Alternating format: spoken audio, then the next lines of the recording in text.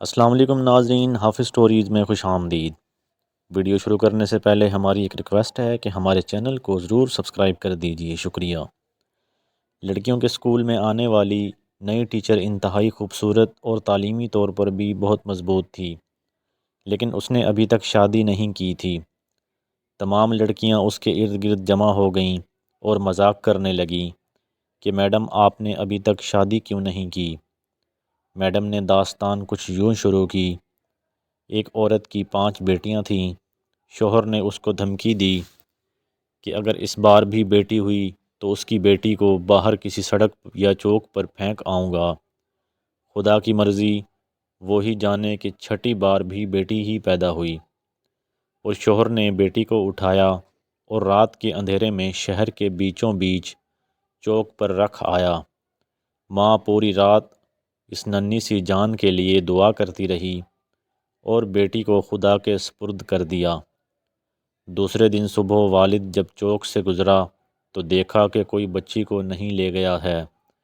باپ بیٹی کو واپس گھر لایا، لیکن دوسری رات پھر بیٹی کو چوک پر رکھ آیا، لیکن روز یہی ہوتا رہا۔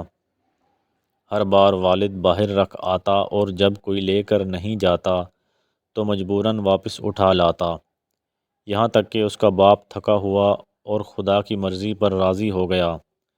پھر خدا نے کچھ ایسا کیا کہ 1 سال بعد ماں پھر پیٹ سے ہو گئی اور اس بار ان کا بیٹا ہوا، لیکن چند دن بعد بیٹیوں میں سے ایک کی موت ہو گئی، یہاں تک کہ ماں 5 بار پیٹ سے ہوئی اور 5 بیٹے ہوئے، لیکن ہر بار اس کی بیٹیوں میں سے ایک اس دنیا سے چلی جاتی۔ صرف ایک ہی بیٹی زندہ بچی، اور وہ وہی بیٹی تھی جس سے باپ جان چھڑوانا چاہ رہا تھا۔ ماں بھی اس دنیا سے چلی گئی۔ ادھر 5 بیٹے اور ایک بیٹی، سب بڑے ہو گئے۔ ٹیچر نے کہا، پتہ ہے وہ بیٹی جو زندہ رہی کون ہے؟ وہ میں ہی ہوں، اور میں نے ابھی تک شادی اس لیے نہیں کی کہ میرے والد اتنے بوڑھے ہو گئے ہیں کہ اپنے ہاتھ سے کھانا بھی نہیں کھا سکتے، اور کوئی دوسرا نہیں جو ان کی خدمت کریں، بس میں ہی ان کی خدمت کیا کرتی ہوں۔ اور وہ 5 بیٹے کبھی کبھی آ کر باپ کا حال پوچھ جاتے ہیں۔